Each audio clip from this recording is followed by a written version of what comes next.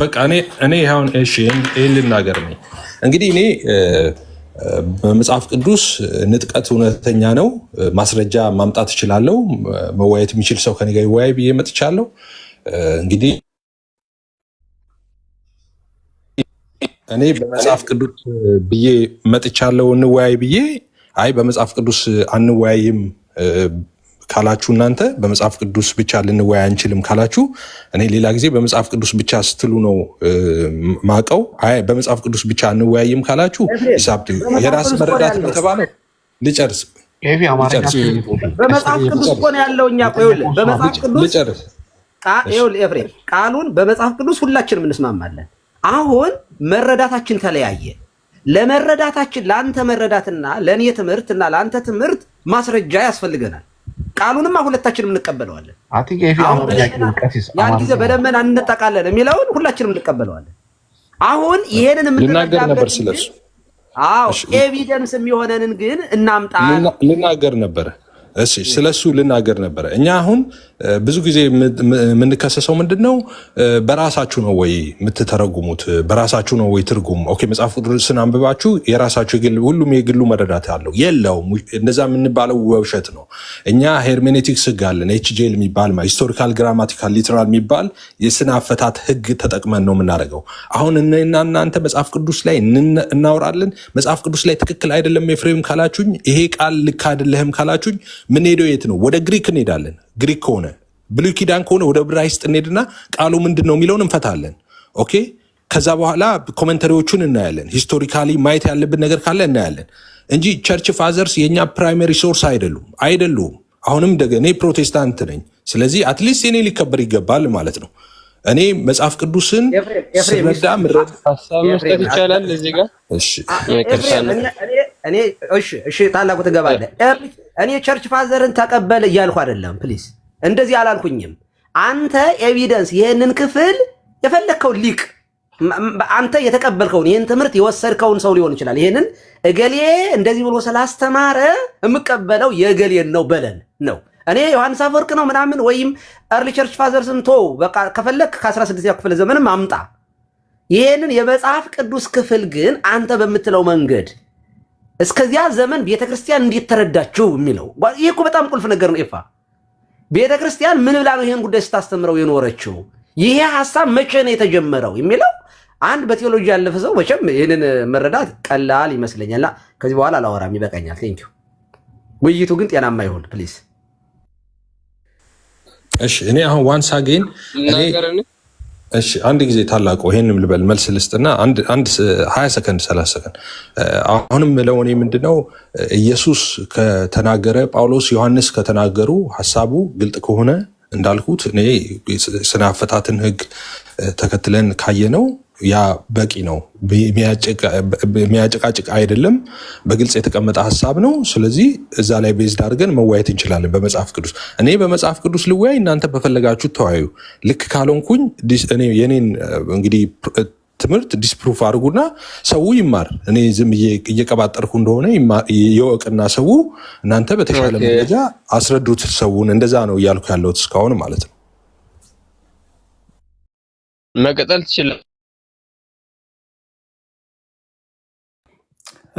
ታላቁ ድምጽ ተቋርጧል አይ ቲንክ ባክ ኤንድ ፎርዙ ቫልዩብል አይደለም ቱ ቢ ኦነስት በጣም ታይማችን ተቃጠለ የኤፍያም የኛም ታች ያሉትም ሰዎች እና ሌትስ ጎ ቀጥሉ መጽሐፍ ቅዱስ ይነሳ ጥቅሶቹ ይነሱ ከዛ ዲስከሽኑ ይቀጥልና ከዛ እንግዲህ ዲስከሽኑ ላይ ይገኛል ማለት ነው ሶ ኤፍሬምዬ የትኛውን ስታንድ ይዞ እንደሚያስተምረን ምክንያቱም ሶስት አይነት በፕሮቴስታንት ይሄ ራፕቸር የሚለው ድጋሚ ሶስት አይነት እይታና ሶስት አይነት ታይሚንግ ልዩነት አለ ያ ራሱ ታይሚንግ ባክግራውንዱ ከየት መጣ ምክንያቱም ሁሉም ይሄ ክፍል በፕሮቴስታንቱ ዘንድ ራሱ ምንድነው ይሄ ፕሪታብሌሽን ብለው ከዛ ደግሞ በኋላ ፖስት አለ ከዛ ሚድል አለ ምናምን እየተባለ ራሱ ተካፍሏል እና ይሄ ራሱ መከፋፈል ይህቹ ጥቅስ ተጠቅሳ በንጥቀት በራቸው ትምህርት ራሱ ፕሮቴስታንት ውስጥ የተለያየ ትምህርት አለ እይታ አለና ከባይብል እየገባችሁት ኤፍኤ ከነዛ እይታዎች የትኛውን ስታንድ ይዞ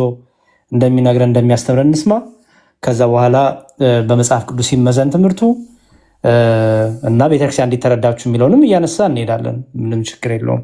ወይ ጋዲሳ ወይ ታላቁ ቀጥሉ ካላችሁ። ታላቁ አለ? አይ ጋዲሳን ስላቋረጥኩት ግን እንደጀመረ ቢጨርስ በቃ። ስለዚህ ጋዲሳ ያሬዶ ቱ ቢ ስፔሲፊክ ብዙ ሀሳብ ብዙ ቦታ መርገጥ እንዳይሆን ብዙ ሰውም ገስት ላይ ስላለ ማቴዎስ 24 ከ36 ጀምሮ ያለው ስለ ንጥቀት ነው የሚያወራው ስላለ ማቴዎስ 24 ላይ ከዛ ጀምሮ እሱ ሀሳብ ላይ እናወራ 5 ደቂቃ ወስደን ከዛ ይኖራል።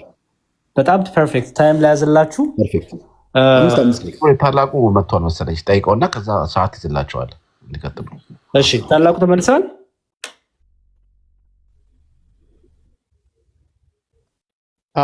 አለውኝ እሰማለሁ። ያሬድ አሁን መጣን። ኦኬ እሺ።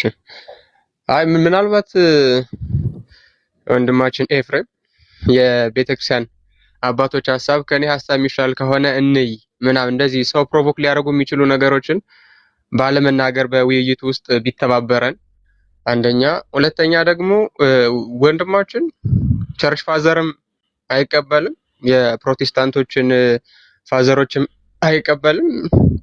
ምን አይነት ሙቭመንት ውስጥ እንዳለም እያወቅን ስላልሆነ ወይ አዲስ ሃይማኖት ነው የጀመርኩት ይበልና እንደዛ ትሬት እያደረግን ብንወያይ፣ ካልሆነ ደግሞ የሆነ ካታጎሪ ውስጥ ቢገባልን ጥሩ ነው። ካልሆነ ምንም አይነት እንትን ስለሌለ ማለት ነው፣ ምንም አይነት ባክግራውንድ ስለሌለ ከዚህ ሰው ጋር ለመወያየት ግን ስቲል በመጽሐፍ ቅዱስ ብቻ ነው የምወያየው ካለ ዩ አር ዌልካም ቱ መወያየት ትቀጥላለህ።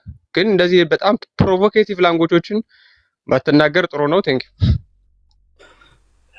አሁን እንደዛ ፕሮቮክ እያረክ ነው ብለህ አንተ ከአፍ የወጣው በጣም አጸያፊ ቃላቶች ነው የምትናገረው እና ቢያንስ ለማረም እንኳን ስትገባ አፍን ብትገራ ጥሩ ነበረ። ኦኬ የራሱ ሃይማኖት ሊመሰርት ነው፣ አባቶችን አይቀበልም። አንድ እኔ አባቶችንም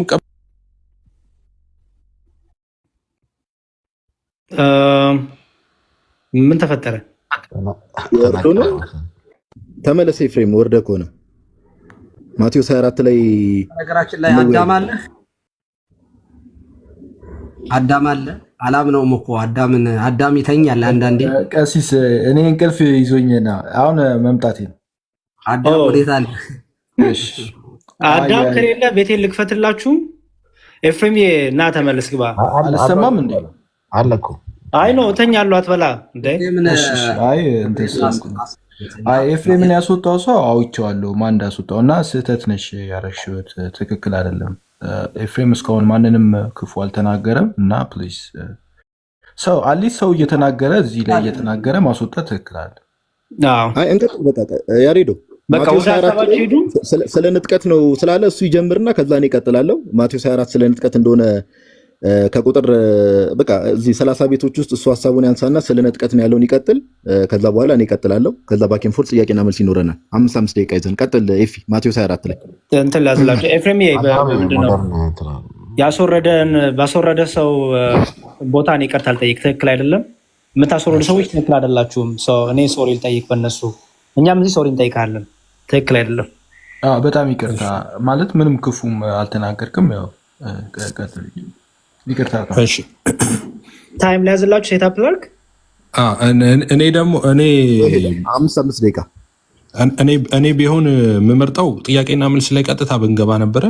ግን ፍቃድ አምስት አንተን አድርጎ ኤፍሬም 5 ከአይፖይንታችሁ በቀኑሰድ ደግሞ ጥያቄና መልስ። እሺ ፐርፌክት። ያው እዛው ላይ ብቻ ነው አይደለ ትኩረት የምናደርገው ማቴዎስ 4:36 እስከ 44 ብቻ አይደል? ማቴዎስ 24 ላይ ያለውን ሐሳብ እናነሳለን።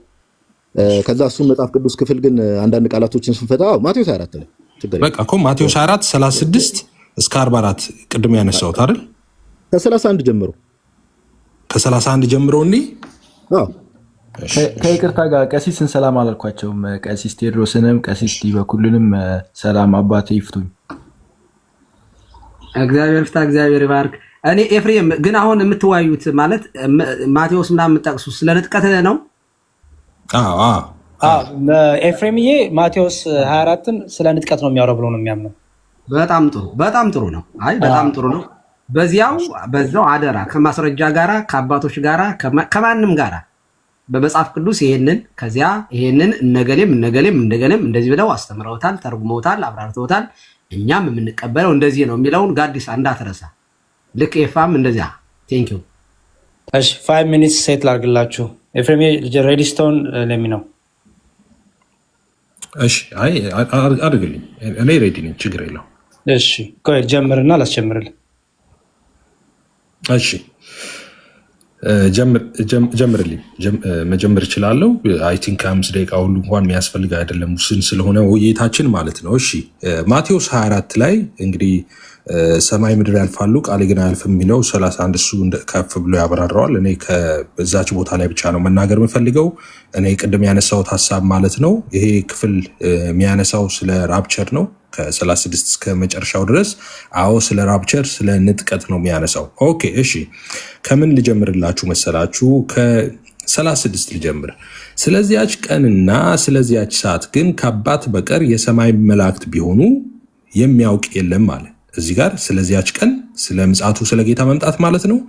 ከአባት በቀር የሰማይ መላእክትም ቢሆኑ ልጅም ቢሆን የሚያውቅ የለም ይላል። የሰማይ መላእክት አያውቁም፣ ልጅም ቢሆን ያለው ራሱን ነው። የሰው ልጅ እያለ ኢየሱስ ራሱ እንደሚጠራ ታውቃላችሁ። ኢየሱስ አላውቅም ስለዛ ቀን እያለ ነው እየነገረን ያለው፣ የሚያውቅ የለም እያለ ነው። ኦኬ ኢየሱስ ምልክቶቹን በዛን ወቅት የሚሆኑትን ምልክቶች ሁሉ እየነገረን መጣና ነገር ግን እዚህ ጋር ሲደርስ ቀኑ ጋር ሲደርስ ከአባት በቀር የሰማይ መላእክትም ቢሆን ልጅም ቢሆን ብሎ ራሱን ኢንክሉድ አድርጎ የሚያውቅ የለም ማለት። ለምንድን ነው ኢየሱስ ሁሉን አዋቂ አይደለም እንዴ? ለምንድን ነው የመምጫውን ቀን ማያውቀው ካላችሁ፣ ይህ ክፍል እንግዲህ ቅድም ችጄል ብያ ሰዎቹ የመጀመሪያ ተደራሲያኑ እንዴት ነው ነገሩን የተረዱት የሚለው ነገር ማወቅ በጣም ኢምፖርታንት ነው። በቀደመው የአይሁድ አሁን ይሄ የሚያወራው ስለ ራፕቸር ሰዓት ነው። ራፕቸር ሰዓት ማለት በጉ ኦኬ ሙሽራው ማለት ኢየሱስ ክርስቶስ ማለት ነው። ሙሽራይቱን ሊወስድ ሙሽራይቱ ስል ቤተክርስቲያንን ማለት ነው። ሙሽራይቱን ለመውሰድ ነው የሚመጣው። ኦኬ ሙሽራይቱን ለመውሰድ ነው የሚመጣው። ብዙ ምክንያቶች አሉ፣ ወደዛ ዝርዝር ሀሳብ አልመጣም። ሶ ሙሽራው ሙሽሪትን ቤተክርስቲያንን ሊወስድ ስለሆነ የሚመጣው። በቀደመ የአይሁድ ካልቸር ደግሞ የሰርጉን ቀን የሚወስነው ዲክሌር የሚያደርገው አባት ነው። ኦኬ ሙሽሪት ተዘጋጅታ በቤታው ትጠብቃለች። ባልም እንደዚሁ አባትየው ነው ዲክሌር የሚያደርገው የሰርጉን ቀን። ከዛ ተዘጋጅታ የግድ መጠበቅ አለባት። ሄዶ ሙሽራይቱን ይዞ ይመጣል ወደ አባት ቤት። ስለዚህ በዛ ነው እያስረዳቸው ያለው። ዲክሌር የማድረጉ ስልጣን ያ የተሰጠው ለአባት ነው እያለ እየተናገረ ነው እንጂ ኢየሱስ አያውቅም ከሚል ጋር አይደለም። ዲክሌር የማድረግ የማን ነው? የአብ ነው። ለምን እንዳልኳችሁ ልጅ ማለትም ሙሽራው ሙሽሪት ቤተክርስቲያንን ሊወስድ ስለሚመጣ ማለት ነው። እሺ ከዛ እንደዚህ ይላል ቀጠል ያደርግና የኖህ ዘመን እንደነበረ የሰው ልጅ መምጣት እንዲሆናልና በዚያች ወራት ከጥፋት ውሃ በፊት ኖህ መርከብ እስከገባበት ቀን ድረስ ሲበሉና ሲጠጡ ሲያገቡና ሲጋቡ እንደነበሩ የጥፋት ውሃ መጥቶ ሁሉን እስከወሰደ ድረስ እንዳላወቁ የሰው ልጅ መምጣት እንዲሁ ይሆናል አለ። የሰው ልጅ መምጣት ድንገት ነው የሚሆነው። ልክ በኖህ ዘመን እሱ መርከብ እየሰራ ሰዎች እንደ ልባቸው ይኖሩ እንደነበረ፣ መከራ እንደሚመጣ ሳያውቁ ሳይዘጋጁ ይኖሩ እንደነበረ፣ ነገር ግን መከራ መጥቶ እንዳጠፋቸው እንደምታውቁት የጥፋት ውሃ ልክ እንደዚህ ነው። መምጣቱ ድንገት ነው የሚሆነው ይላል። ከዛስ የዚያን ጊዜ ሁለት ሰዎች በእርሻ ይሆናሉ፣ አንዱ ይወሰዳል፣ አንዱ ይቀራል ይላል። ስለ ራፕቸር ነው የሚያወራው። በኋላ ጥያቄና መልስ ስለምጠይቅህ ከአሁኑኑ አስብ ጋዲሳ።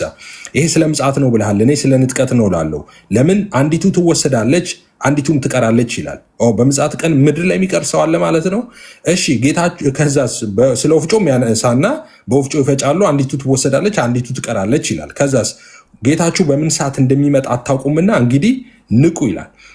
ያን ግን እወቁ፣ ባለቤት በሌሊት በየትኛው ክፍል ሌባ እንዲመጣ ቢያውቅ ኖሮ በነቃ ቤቱንም ሊቆፈር ባልተውም ነበረ። ስለዚህ እናንተ ደግሞ ተዘጋጅታችሁ ኑሩ፣ የሰው ልጅ በማታስቡበት ሰዓት ይመጣልና ይላቸዋል። የሰው ልጅ መቼ ይመጣል? በማታስቡበት ሰዓት ይመጣል። እንግዲያስ ምግባቸውን በጊዜው ይሰጣቸው ዘንድ ጌታው በቤተሰቦች ላይ ሾሞ ታማኝና ልባም ባሪያ ነው ይልና ከዛ በኋላ ሌላ ሀሳብ ይጀምራል። እንግዲህ ተጠንቀቅ የሚል ሀሳብ ነው ያለው። 1 ደቂቃ ብቻ ስለቀረኝ ማለት ነው። 50 ላይ ሄደን ስናይ የዚያ ባሪያ ጌታ ባላወቃትም ሰዓት ይመጣል፣ በሁለት ይሰነጥቀዋል፣ እድኑን ለግብዞች ያደርግበታል፣ በዛ ጥርሱና ልክስ ማፋጨት ነው እያለ ይናገራል፣ ወደታች ሲወርድ ማለት ነው። ስለ አገልጋዩ ደግሞ ምሳሌ እያነሳ ማለት ነው። ስለዚህ ማቴዎስ 24 በተለይም ደግሞ ስፔሲፊክ አድርጌ ቅድም ያነሳሁት ከ39 ጀምሮ ከ36 ጀምሮ የሚያነሳው ስለ ዳግም ምጽአት ስለ መጨረሻው ፍርድ ጊዜ ሳይሆን ስለ ራፕቸር ሰዓት ነው። ራፕቸር ሰዓት እንደምታውቁት ቤተክርስቲያን የምትነጠቅበት ነው። ከ7ቱ ዓመት የያዕቆብ መከራ በፊት ማለት ነው። የምንነጠቅበት ደግሞ የተለያዩ ምክንያቶች አሉ። አንደኛው የበጉ ራት ላይ ለመጋበዝ ነው። እሱ ወደ ሌላ ክፍል መሄድ ስለማይቻል አሁን አላሳያችሁም። ዞሮ ዞሮ ክፍሉ የሚያወራው ግን ስለ ዳግም ምጽአት ሳይሆን ስለ ራፕቸር ሰዓት፣ ስለ ንጥቀት ሰዓት ነው ማለት ነው። እሺ ታንክ ዩ ኤፍሬምዬ። ጋዲሳይ ሬዲ ስትሆን ለሚነው 5 ደቂቃ ላይ ያዝልን። እሺ ያሬዱ ሌትስ ጎ። ችግር የለው።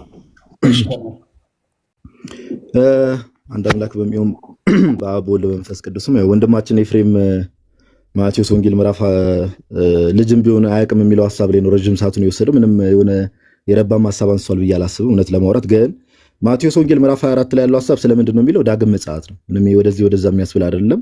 ከቁጥር 30 ጀምሮ ብትመለከቱት መጽሐፍ ቅዱስ ክፍሉ ግልጽ ነው። ኦኬ ዞሮ ዞሮ ሰዎች እንዲማሩ ስለሆነ ከታች ጀምሮ እንመልከት። ኦኬ ማቴዎስ ወንጌል ምዕራፍ 24 ቁጥር 30 ላይ ጌታችን እንደዚህ ይላል፣ የሰማይ ኃይላትም ይናወጣሉ፣ በዚያን ጊዜም የሰው ልጅ ምልክት በሰማይ ይታያል። በዚያን ጊዜም የምድር ወገኖች ሁሉ ዋይ ዋይ ይላሉ። በደንብ አስተውሉ ጋይስ፣ የምድር ወገኖች ሁሉ ዋይ ዋይ ይላሉ። ይህን ነገር ስትሰሙ የሆነ ነገር ትዝ አይላችሁም? ዮሐንስ ራእይ ምዕራፍ 1 ላይ ትዝ አይላችሁም? የምድር ወገኖች ሁሉ ስለ እርሱ ዋይ ዋይ ይላሉ የሚል ጥቅስ ትዝ አይላችሁም?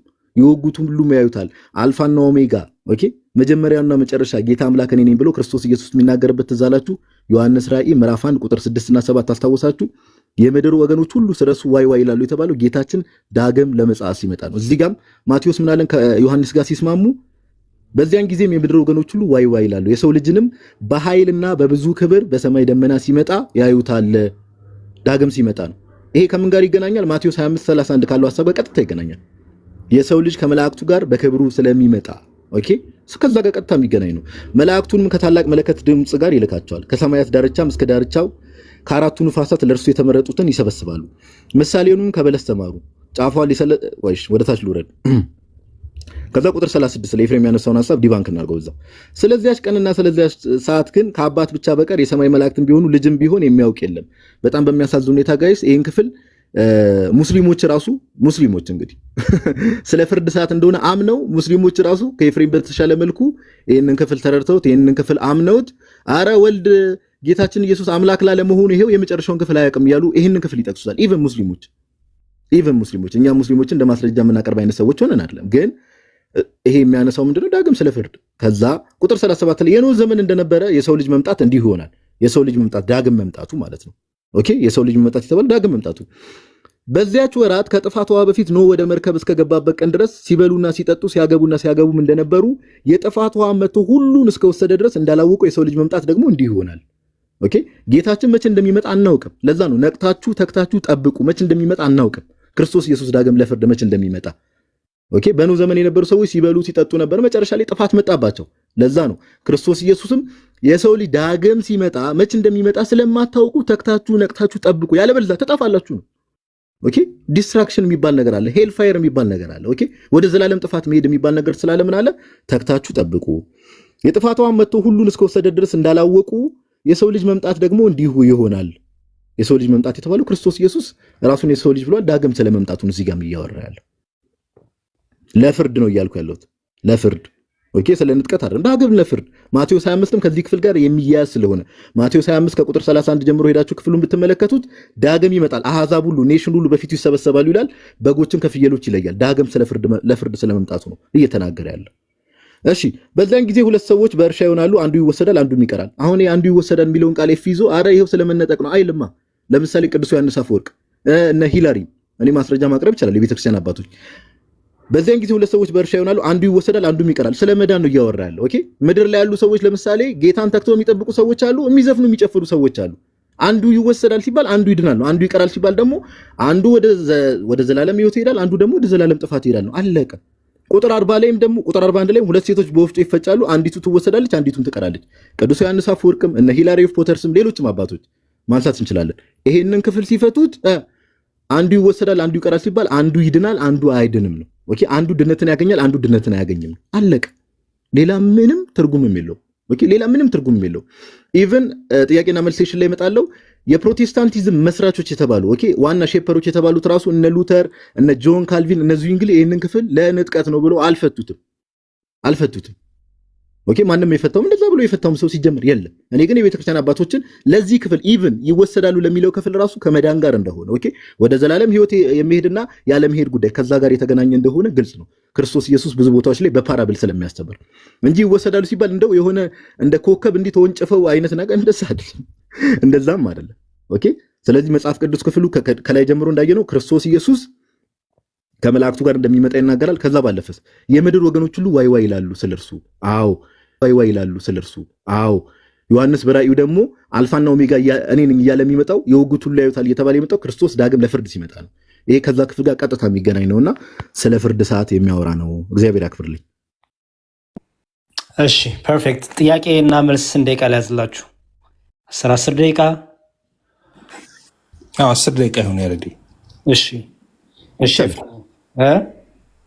ከአዲስ አበባ ዲፈረንት ሀሳብ አለ? ይቻላል 10 ደቂቃ ሜቢ አላውቅም። ትንሽ ሀሳብ ስላነሳ ብዬ እኮ ነው። 7 ደቂቃ 10 ደቂቃ አሁንና ለሲ ከማጠቃለል የሚችል እንትን ማለት ይችላል መጠቀም። ኤፍኤም ለሚን ሬዲ ስትሆን እኔ ሬዲ ነኝ። እሺ ጀምር በለኝ። ከጀመርኩ እሺ ጀምር። እንግዲህ ጋዲሳ ምንም ሳትነካው ያለፍከው አለ ብዙ ስትለው ስለነበረ 36 ላይ ስለዚያች ቀንና ስለዚያች ሰዓት ግን ከአባት ብቻ በቀር የሰማይ መልአክ ልጅም ቢሆኑ የሚያውቅ የለም ይላል። ምን እያለን ነው? ኢየሱስ አያውቅም እያለ ነው? በፍጹም የግሪኩ ቃል ሁላ ኦደን የሚል ቃል ነው ያለው። ዲክሌር ከማድረግ አንጻር ምን ማለት ኦደን የሚል ቃል ነው ያለው። ዲክሌር የማድረግ ነገር። እሺ ላብራራው። የኔን ትምህርት ተቀበልክ? ዲክሌር የማድረግ ነው ብሎ አንተ ቤተክርስቲያን ያስተማራለ? ግሪኩን ነገርኩ። እሺ ላብራራው። ግሪኩን ሁላ ኦደን ከቤተክርስቲያን አባት ማስረጃ ታመጣለህ ወይ? ከቤተክርስቲያን አባት እኔ የተናገርኩትን አሁንማ ዲክሌር ብለህ ደገምከው። እሺ አንዴ ላብራራው። ማስረጃ ነው ማብራራት ሰው ማስረጃ ነው ይጠይቅ እኮ ነው። ልነግርህ ነው ይሄ ክፍል እንዴት እንደሚፈታ ልነግርህ ነው። ኦርቶዶክሳዊ መረዳቱን ልነግርህ ነው። አንዴ ስማኝ። ጥያቄ ጠየቀኝ። ይሄን ክፍል እነ ቅዱስ ዮሐንስ አፈወርቅ መሆኑ ቃሉ እንደዛ ተብሎ ለምሳሌ ቅዱስ ዮሐንስ አፈወርቅ ላንሳለ በቀላሉ ቃሉ እንደዛ ተብሎ ስለተጻፈ ይልና ምን አይነት አርጊውመንት ያነሳል? ለምሳሌ ጌታችን ኢየሱስ ሁሉ በእርሱ ሆነ ተብሏል። ዮሐንስ ወንጌል ምዕራፍ 1 ቁጥር 3 ላይ ሁሉ በእርሱ ሆነ ሲባል እቺን ቀን ያነሳና ስለዚያች ቀን የሚለው ስለ ፍርድ ቀን ነው ይልና ቅዱስ ዮሐንስ አፈወርቅ ስለ ፍርድ ቀን ነው ይልና ያቺ ቀኑ ላይ የተፈጠረች ቀን ናት። አያውቅም ይላል። ልጅን ግን ልጅ አያውቅም ይላል። እሱን እኮ ነው እያብራራው ለኮ ነው እያብራራው ማለት ነው። ልጅ አያውቅም ማለት ኢየሱስ ሁሉን አውቃ አይደለም? አረ በደንብ አዋቂ ነው እያብራራው ለኮ ነው። አያውቅም ለምን አለ? ይሄው ቅዱስ ዮሐንስ አፈወርቅ ላብራራለህ እኮ አልኩ። ሌሎች አባቶችን ማነሳላለሁ ካስፈልግ በቃ ቶ አይደለም ስለ ንጥቀት ነበር። እሺ ስለ ሌላ ጥያቄ እዚሁ ላይ ነው። እሺ በዛ ጊዜ ሁለት ሰዎች በእርሻ ይሆናሉ፣ አንዱ ይወሰዳል፣ አንዱ ይቀራል ይላል። ኦኬ ከዛ ይወሰዳልና ይቀራል የሚለውን አንተ ምን ብለህ ተረጎምከው? ሚድንና ማይድን አልክ። አንዱ ይወሰዳል፣ አንዱ ይቀራል ነው የሚለው። ያልዳነ ሰው ይቀራል እንዴ? መጽሐፍ ቅዱስ እንደሚነግረን ያልዳኑት ወደ እሳት ባህር እንደሚጣሉ ነው የሚነግረን። ይቀራሉ እንዴ? የት ነው የሚቀሩት? ምድር ላይ ይቀራሉ? እሺ ይሄው ልመልስልህ፣ ችግር የለውም ልመልስልህ። ይህንን ክፍል አንተ እንዲህ ብለህ ተረጎምከው ብሏል። በጣም በሚያስቅ ሁኔታ እኔ አልተረጎምኩትም። እኔ ኦርቶዶክሳዊ ክርስቲያን ነኝ። አባቶች በፈቱት መልክ ነው የምፈታው። ሂላሪ ኦፍ ፖተርስ እና ቅዱስ ዮሐንስ አፈወርቅን እንደ ማስረጃ አቅርቤልሃለሁ። ኦኬ ይቀራሉ ሲባል ከዘላለም ሕይወት መቅረት ነው። ኦኬ ከመዳን ጋር የሚገናኙ ይወሰዳሉ ሲባል ደግሞ ክርስቶስ ኢየሱስ እናንተ አባቴ ብሩካን ዓለም ከተዘጋጀ ጀምሮ ወደ ተዘጋጀላችሁ ወደ እግዚአብሔር መንግስት ግቡ የሚለውን የሚወሰዱት ወዴት ነው? ክርስቶስ ኢየሱስ እሱን ጥቅስ ጨርሰው ዓለም ሳይፈጠር ወደ ተዘጋጀላችሁ የሚለውን ጨርሰው ጥቅሱን ጨርሰው። አሁን እሺ ድጋሚ ላብራራው። አልሰማኝም። ኖ ጥቅሱን ጨርሰው። ጥቅሱን አሁን ዓለም ሳይፈጠር በፊት ስላልሰማኝ ቆይ አንዴ። ችግር የለውም አንዴ ቆይ ጨርሰው። አሁን ይህ ክፍል የሚያሳየው ድጋሚ ቅድምም እንዳብራራሁት እኔ ኦርቶዶክሳዊ ክርስቲያን ነኝ። ጨርሰው ጥቅሱን አንዴ ቆይ። ይኸው ቅዱስ ዮሐንስ አፈወርቅም ሂላሪ ኦፍ ፖቴርስም እንዳብራሩት ስለ መዳንና ስላለመዳን ነው። ኦኬ ይወሰዳሉ ተብሎ የተናገሩት ያልኩ ምንድን ነው? ምን እኮ ብራዘር ይኸው እያብራራሁ ልኩ ነው። ግልጽ እኮ ነው። ምንም ያልኩ ምንድን ነው? ዓለም ሳይፈጠር የሚለውን አብራራው ነው ያልኩ።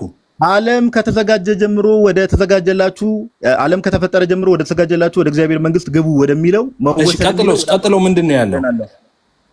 የትኛው ነው ቀጥሎ? ይፊ ጥያቄ ነሽ አርቲኩሌት አድርግ። ጥቅሱን ሙሉን ጨርሰው። የትኛውን ጥቅስ? አሁን ያነሳውን ጥቅስ እሱ ነው ማቴዎስ 25 ላይ ያለው ነው የምትለኝ? አዎ ጨርሰው። ወደ ተዘጋጀላችሁ የሚለውን ጥቅስ ጨርሰው። ይሄው እሺ፣ ላንብብል፣ ችግር የለውም። ቀላል እኮ ነው። ንጉሱም እንዲህ ይላቸዋል። እሺ አንዴ ቆይ። በቀኝ ያሉትን እንዲህ ይላቸዋል፣ እናንተ አባቴ ብሩካን ኑ ዓለም ከተፈጠረበት ጊዜ ጀምሮ የተዘጋጀላችሁ መንግስት ወረሱ ይላቸዋል። እሺ ከዛስ ቀጥሎ ምን ከዚህ ቀጥሎ ወረሱ አላችሁ። በቃ ከዛ ተርቤ አብልታችሁኛልና ተጠምቼ አጠጥታችሁኛልና እንግዳ ሆኜ ተቀብላችሁኛል፣ ታርዤ አልብሳችሁኛል ይላቸዋል። እሺ ከዛ በኋላ በግራ ውስጥ ያሉትን በግራ በኩል ያሉትን ደግሞ ምን ይላቸዋል? በዚያን ጊዜ በግራ ያሉትን ደግሞ ይላቸዋል፣ እናንተ እርጉማን ለሰይጣንና ለመላእክቱ ወደ ተዘጋጀ ወደ ዘላለም እሳት ከኔ ሂዱ ይላቸዋል። አዎ ሂዱ ይላቸዋል እንጂ ይቀራሉ አይልማ። እዚህ ጋር መሬት ላይ ይቀራሉ ይላል። ሂዱና ጥያቄና መልስ ላይ መቅረት ማለት ኦኬ፣ መቅረት ማለት የማይድኑት ነው። እዚህ ጋር ግን ሂዱ ነው ያላቸው አይደል? ከዘላለም ሕይወት እዚህ ጋር ምን አላቸው? ሂዱ ነው ያላቸው አይደል? ከዘላለም ሕይወት መቅረት ነው እኮ አልኩ ወንድሜ። እንዴ እዚህ ጋር ሂዱ እኮ አላቸው ሰዎቹ። አንዱ ሄደ፣ ቅድም አንዱ ቀረ ነው ያልከው። እዚህ ጋር ግን ሁለቱም ዴስቲኒ ያላቸው ሂዱ ተብለዋል። እነዚህ የመጽሐፍ ቅዱስን አፈታት ተምሬያለሁ ስትል ነበርና ይፊ ትንሽ ያሳዝናል። አሁን እንደሱ አይነት ነገር ከጀመርክ እኔ ይብሳለሁ። እመቤቴን ጣለሞን እየሞከርኩ ነው። አይቀጥል፣ በጣም የሚያስቅ ጥያቄ ስለሆነ ነው። እሺ ስለዚህ ምንድነው ጋዲሳ እያለን ያለው? እንደምታውቁት ቅድም ሲመልስ አንዱ ይቀራል የሚለውን ምንድነው አለን? የማይድኑት ናቸው። የማይድኑት የት ነው የሚቀሩት? ሂዱ ተባለ እኮ አንተ ራስህ ያነሳው ክፍል ላይ ዘላለም ሕይወት ዴስቲኒ ያላቸው ማለት ዴስቲኒያቸው እኮ ታዲያ ወደ ዘላለም እሳት ነው። ወደ ዘላለም እና እዚህ ጋር እኮ እዚህ ጋር ምንድን ነው የሚለው? ሁለት እንደዚህ ነው እኮ የሚለው። በዛን ቀን ሁለት ሰዎች በእርሻ ይሆናሉ፣ አንዱ ይወሰዳል፣ አንዱ ይቀራል ነው የተባለው። ይቀራሉ ከዘላለም ሕይወት አንዱ ይወሰዳል ወደ አባቱ መንግስት፣ አንዱ ደግሞ ከዘላለም ሕይወት ይቀራል፣ ከአባቱ መንግስት ይቀራል ወደ ዘላለም እሳት ማለት ነው። የት ነው የሚቀረው? የቱ ጋር ነው የሚቀረው? ከአባቱ መንግስት ይቀራል ማለት ወደ ዘላለም እሳት ይሄዳል ማለት ነው እኮ። ወደ ዘላለም እሳት ሄዱ የሚል የለማ እዚህ ጋር። ይሄው እኔ እኮ አባቶች ጠቅሼ አብራራውልህ ወንድሜ። አንተ እኮ አንተ የፈለከውን ጥቀስ፣ ግን ይቀራሉ እዚህ ጋር ይቀራሉ፣ ይገባሉ የሚል ነገር የለውም። የአባቶችን ትርጉም ላሳየሽ ወንድሜ። ለዚህ እኮ እኔ ትርጉሙ ኖ አይ እኔ የአባቶችን ትርጉም እኮ አይደለም የፈለኩት። አንተ ትርጉም ብለህ በዛ ነው የምመልሰው ብለህ አምጥታል። ይሳብትዩ አምጥታል። ግን እኔ ስጠይቅህ አንተ እንዴትም አድርገህ ቀጥተኛ መልስ ነው መስጠት ያለብህ። እዚህ ጋር ይቀራል ነው እንጂ እዛ የጠቀስከው ጥቅስ ላይ ሂዱ ይላቸዋል ይላል። እዚህ ጋር ደግሞ ይቀራሉ ያላችሁ ወዴት ነው? ሂዱ ያላችሁ ወዴት ነው? ወደ ዘላለም ጥፋት ነው፣ ወደ እሳት ባህር። ታዲያ መሄድ ማለት ወደ ዘላለም እሳት ሂዱ ማለት ከሆነ ነገር መቅረት እንዴ? ቆይ አንዴ ስማኝ። ከሆነ ነገር የኔ ጥያቄ ሳት አይደለም፣ ወደ እኔ ጥያቄ ሳት መጣ። መቅረት ነው ስላለን እንዴ?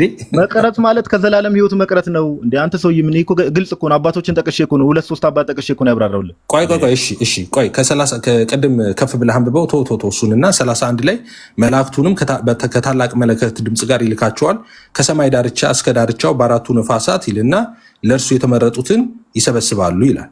ኦኬ ከአራቱ ነፋሳት እነማንን ነው የሚሰበስቡት የሚለው? የተመረጡትን ለእርሱ ለተመረጡትን አይደል? ለእርሱ የተመረጡ ማለት ክርስቲያኖች ናቸው አይደል? የተመረጡት ማለት ኦፍ ኮርስ። ኦኬ ካዲያ ለምንድን ነው የተመረጡት ብቻ የሚሰበሰቡት? ምጽአት ከሆነ የሚሰበሰቡት ማለት እኮ መሰብሰብ ማለት እዚህ ጋር ኦፍ ኮርስ ይሄም ከዘላለም ሕይወት ጋር ነው የሚገናኘው። አባት ላስደግፍልህ እንዴ? ቆይ አራቱ ነፋስ የተመረጡት ይሰበስባሉ ያለው የተመረጡት ብቻ ነው የሚሰበሰቡት፣ ሌሎቹ ይተዋቸው አይደለም።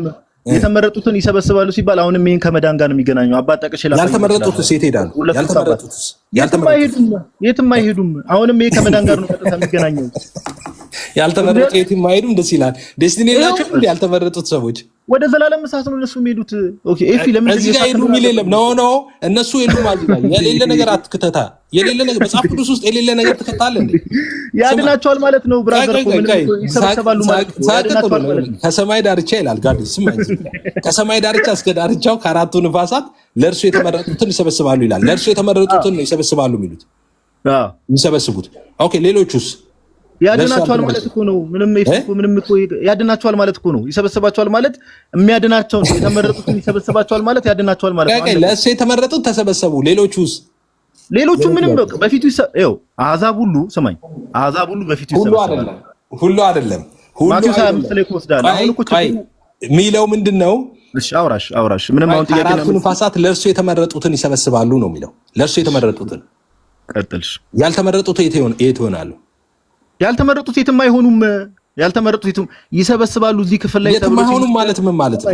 ስማኝ የተመረጡትን ይሰበስባሉ ብሎ ሲናገር እዚህ ጋር የተመረጡት ተሰብስበዋል፣ ያልተመረጡ ያድናቸዋል ማለት ነው ወንድሜ፣ ያድናቸዋል ማለት ነው እያልኩ እኮ ነው። አባት ልጥቀስልህ። የተመረጡት እሺ፣ አባት ያልከውን አብራና አሳይ። ያድናቸዋል ማለት ነው ብለሃል።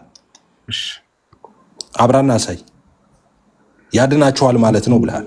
እሺ ችግር የለውም ብሮ። የተመረጡትን ይሰበስባሉ ማለት ያድናል ማለት ነው ብለሃል። አባት ያልከውን አስረዳ፣ ማስረጃ አምጣ። ተቀበለዋለህ ግን አይ እኔ እንግዲህ የኔ ጥያቄ ያንተ ጥያቄ ሰዓት ነው። የኔ ጥያቄ ሰዓት ነው። ቶሎ አውጣና ማሳየት ትቀበላለህ ወይ? አጠይቀኝ። የኔ ጥያቄ ሰዓት ነው። ማሳየት ትቀበላለህ ወይ? የማትቀበል ከሆነ ለምን ታደክመኛለህ? የኔ ጥያቄ ሰዓት ነው። ማሳየት ትቀበላለህ ወይ? ይድናሉ ማለት ነው ብለሃል። አሳይ። ማሳየት ትቀበላለህ ወይ? ይኸውላችሁ ሰዓት ሲፈጅ አያችሁ። እኔ አሳያለሁ፣ ችግር የለውም። ማጠቃለያ ላይ አሳያለሁ። ጥያቄ ሰዓት አይደለም። አጠይቀኝ። ማሳየት ትቀበላለህ ወይ? የኔ ጥያቄ ሰዓት ነው እንዴ? ደቂቃ ትቀበላለህ? ባሳየ ኢየሱስ ጌታ ነው። ያንተ ጥያቄ ሰዓት አይደለም ጋዲሳ፣ እሱ ነው። ባሳየ ትቀበላለህ ወይ ነው እኮ አትጠይቀኝ። ለኔ አሁን ያንተ ተራ ላይ ትጠይቀኛለህ። አሁን ባሳየ ትቀበላለህ? ይኸውላችሁ አያሳይም። አያችሁ፣ እየቀለደ ነው። ሰዓቱን ለመጨረስ ፈልገው ነው። አያችሁ፣ ዝም ብሎ አፉ ላይ የመጣለት አባቶች እያለ ስለነበር ድንገት ነው አባቶችን የጠራው እንጂ ጋዲሳ በፍጹም ዝም ብሎ ነው አያመጣም። እዚህ ጋር የተመረጡትን ይሰበስባሉ የሚለው ኦኬ፣ ጎበዝ። እሺ የተመረጡትን ይሰበስባሉ የሚለው ካቴና ባይብል ላይ ነው ያለው። 24:31 ነው። ያው 24:31 ግን ያው ይሄን ጨርሱ ማየት እንዴት ነው? ኤፊ እያነበብን እንጂ ማንበቡን ምን ያስፈልግ? አይ ነው አይ እኔ አሳይ ነው ያልኩት። ምንድን ነው የምትለው? እሺ እዚህ ጋር አሁን የተመረጡትን ይሰበስባሉ የሚለውን አንብባ እንዴ። አንብብ። ተረጋጋ እንጂ ወንድማችን። The sound of the trump refers to the resurrection ይላል። ኦኬ ስለ ትንሣኤ ነው ይላል ቅዱስ ዮሐንስ አፈወርቅ። ወደም ተመልከት። እሺ ቆይ ሰማኝ ላንብብ። And the rejoicing and to represent the astonishment which shall be then and then the woe of those that shall be left ይላል። አየህ ው ማለት ምን ማለት ነው? አሁን ያድናል የሚለውን ብቻ ነው ፈልገው። ምን ማለት ነው? ው ማለት ምን ማለት ነው? እኔና ጠይቀኝ፣ አንተ ሰዓት ነው አብራራ። አይደለም ው ምን ማለት ነው? እኔና ጠይቀኝ፣ አንተ ሰዓት ነው አብራራ። እንዴ አግዘኝ ነው። በደንብ ስሙ። woe of those that shall be left የሚለው የሚያለቅሱበት ሰዓት እያለ ነው ቅዱስ ዮሐንስ አፈወርቅ። የሚያለቅሱበት ሰዓት ያ የሚቀሩት የሚያለቅሱበት ሰዓት ማለት ወደ ዘላለም ሰዓት መሰብሰብ ማለት ማደን ነው የሚለውን እየጠበቀ ነው። ይሄው ቆይ and shall not be snatched up to in the clouds ይላል። that the Lord calls his elect by his angels pertains to the honor of the elect and Paul also says that they shall be caught into the clouds። እንደውም እዚህ ጋር ያመጣውና በደመና እንጠቃለን የሚለውን ክፍል ራሱ አንደኛ እሺ መዳን ነው መሰብሰብ መዳን ነው የሚለውን እየጠበቅን ነው ወንድማችን፣ እያብራራው ለኮን ተረጋጋ። እሺ ቀጥል። that is the angels shall gather together those that have risen and when they are gathered together the clouds shall receive them ይልና እዚህ ጋር ሰፋ አድርጎ ያብራራል። ስማኝ በደምብ ቀደም ያልኳችሁ ነገር ሌላ ክፍል ላይ ሄድ ተው ወደ አንተ ማቴዎስ 24:31 ወደ ራስ ጥያቄ ገባ። ተው ዝም ብለን ማቴዎስ 24:31 ጋይስ እኮ መሰብሰብ መዳን ነው የሚለውን ስጠኝ ጋይስ።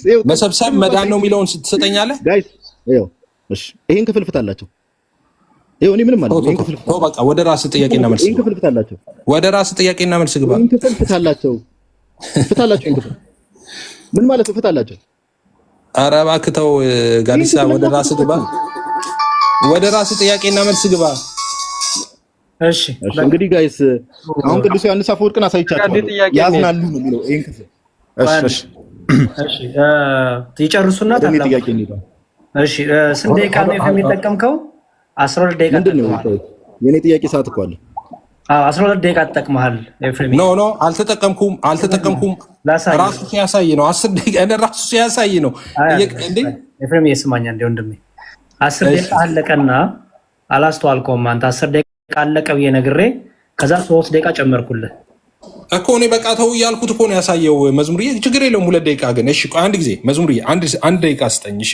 ይሄን ስልክ ልደውል፣ የስራ ስልክ ስለሆነ ነው። 20 ሰከንድ ነው የማወራው። ኦኬ ኢትስ ፋይን። እሺ 20 ሰከንድ ነው የማወራው። ችግር የለውም። እሺ ጋዲሲ 12 ደቂቃ ሴት ላድርግልህና እስከዚህ አዳም ድምፅህን አሰማ።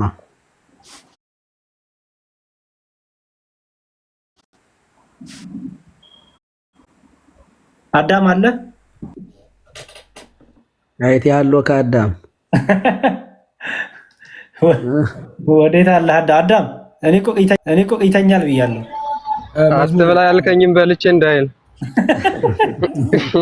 መክፈት ከፈለክ መብት ነው። አለ ዛሬ በርትቷል። ዛሬ የመነጠቅም ቀን ስለሆነ ምናልባት እየተዘጋጀ ይሆናል። ወይ ጋዲ መቀጠል ትችላለህ። ጥያቄ ይቅርታ፣ የስራ ስልክ ስለሆነ ግዴታ ማንሳት ስለነበረብን። እሺ ጋዲሳ ሬዲ ስትሆን ጀምሬያለሁ በለኝ። እሺ ዊ ካን ስታርት ያሬዱ። እሺ ወንድማችን ኤፍሬም ስለዚያች ቀንና ስለዚያች ሰዓት ከአባት ብቻ በቀር የሰማይ መላእክትም ቢሆኑ ልጅም ቢሆን የሚያውቅ የለም የሚለውን ስለ ንጥቀት ነው ብሎ ይፈታል የቤተክርስቲያን አባት። አይ ኢየሱስ ነግሮናል በቀጥታ። ቤተክርስቲያን አባት ጋር የምንሄደው አከራካሪ ሲሆን ነው። ጥያቄ መልስ። አንድ የቤተክርስቲያን አባት አለ እንደዛ ብሎ ይፈታ? አንድ ለናሙና። አይ ኢየሱስ በጣም በግልጽ ቋንቋ ስለተናገረ ምንም አስፈላጊ አይደለም ቢናገሩም ባይናገሩም። ጥያቄን መልስ። አንድ የቤተክርስቲያን አባት አለ ወይ? እየመለስኩልህ እኮ ነው። እኔ ነግሬሃለሁ። ኢየሱስ በቀጥታ ከተናገረና ኢየሱስ በቀጥታ ከተናገረ ሌሎች ደጋፊ ሰዎች አያስፈልጉ። አንዴ ፖዝ አድርግልኝ ያሬዶ። ምንድን ነው የምታወራው? ፖዝ አድርግልኝ። ካላዋቂ ሰው ጋር ማውራት እኮ ችግር ወይ ነው። አንዴ ፖዝ አድርግልኝ ያሬዶ።